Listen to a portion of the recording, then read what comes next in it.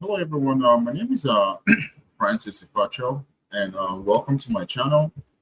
Um, in case you don't know me, I am a life coach and also a spiritual teacher. And on this channel, I'll be discussing several spiritual topics and discussions. Hopefully, my channel gets to inspire people out there. If this is the first time on my channel, I recommend please hit the subscribe button to subscribe for more new content. And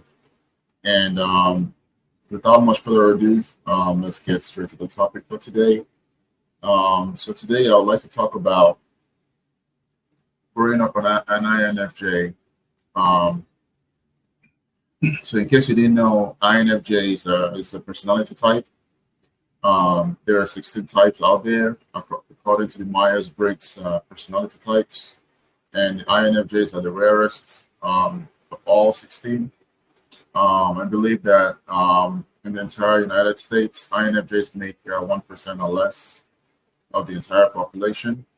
And out of that 1%, 0.25 are men and 0.75 are women. So it's quite rare that you come across an INFJ male. Um, and for me, growing up, I never knew I was until some point later in my life. Um, so in this video, I would like to talk about my own experiences growing up as an INFJ, and hopefully I get to connect with other INFJs out there, and hopefully we all have similar stories to share. Um, so personally, for me, growing up as an INFJ, I had always felt different, felt unique, just felt misunderstood in general. I just never seemed to resonate with a lot of people out there, or find someone that really was very similar to me. Because as INFJs, we have a unique set of characteristics. First of all, for starters, stands for introverted. So we're more of homebodies, very introverted. We would rather stay at home. Rather, a good time for us would be staying at home and just relaxing at home. That defines a good time for us, pretty much. The N there stands for intuitive. So we're very intuitive.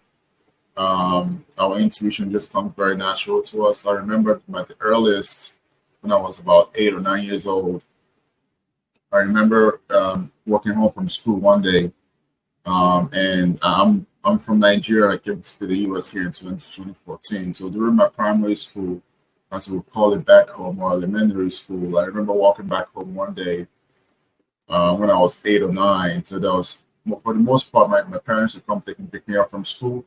But on this particular day, my dad had told me, or for that week, he had told me that he wasn't able to come get us.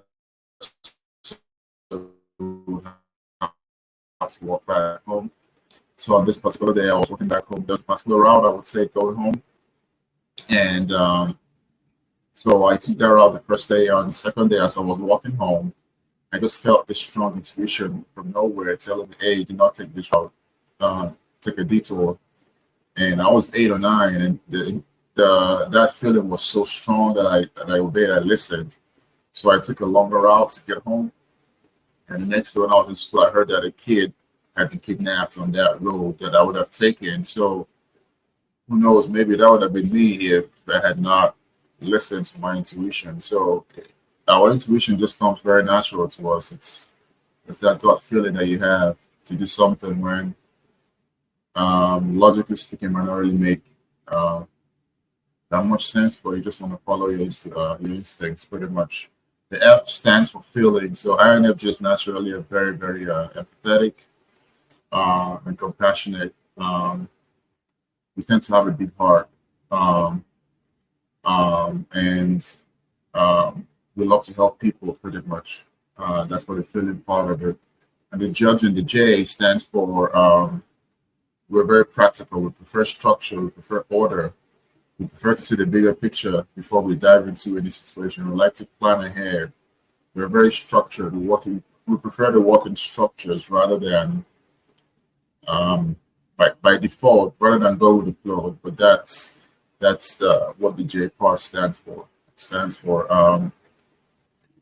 So, and also uh, with our I and the N, the introversion and the intuitive, it helps us with a unique way of saying things.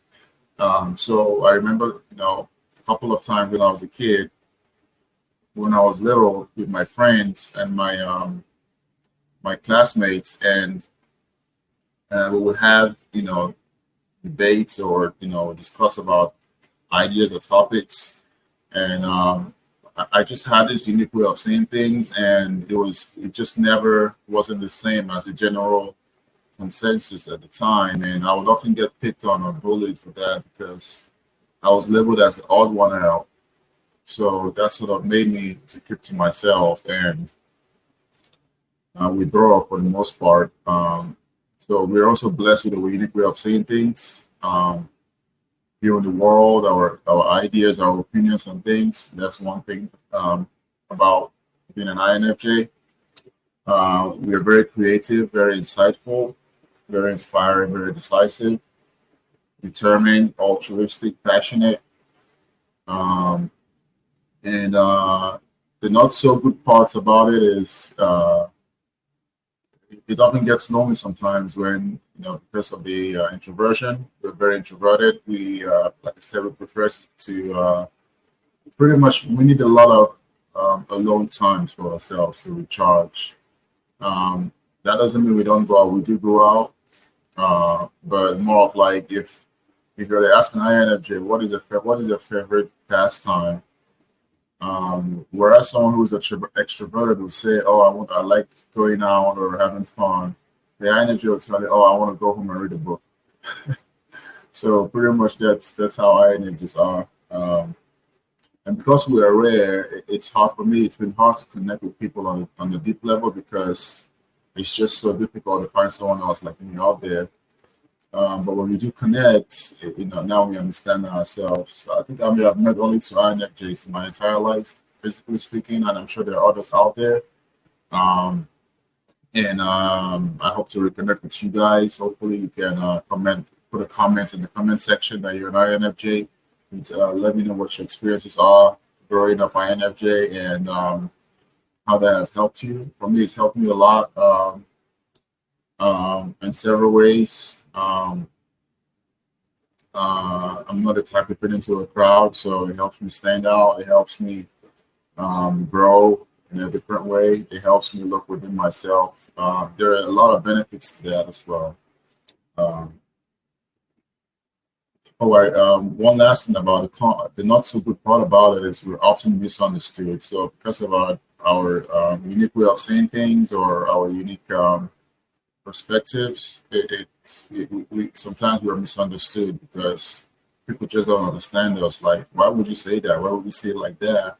When everybody else is saying it like this, but you are saying it like that. Like that makes you so different. So that's one thing um, I experienced a lot, and I often got the most resistance in my life from my friends has come from my unique way of saying things because a lot of times it's not how they will say things or what they want to hear. So I would often get a lot of pushbacks. But the funny thing is, eventually they'll come back and say, "Oh, I think I like what you told me. I didn't like it at first, but now I see that the perspective actually makes sense." For at least 80% of the time, I did get pushbacks, or I've gotten pushbacks in the past. So that's another thing about being an INFJ as well. But overall, do I like it? Yes. I love being an INFJ. It's a part of me. I love it, and I can't wish myself to be any different from being an INFJ. Um, so thank you for watching my video. Thank you for watching this content. If this video inspired you, please leave a like. Hit the like button and leave a comment for me. Please subscribe. And I look forward to seeing you guys on the next video. Thank you and have a wonderful day.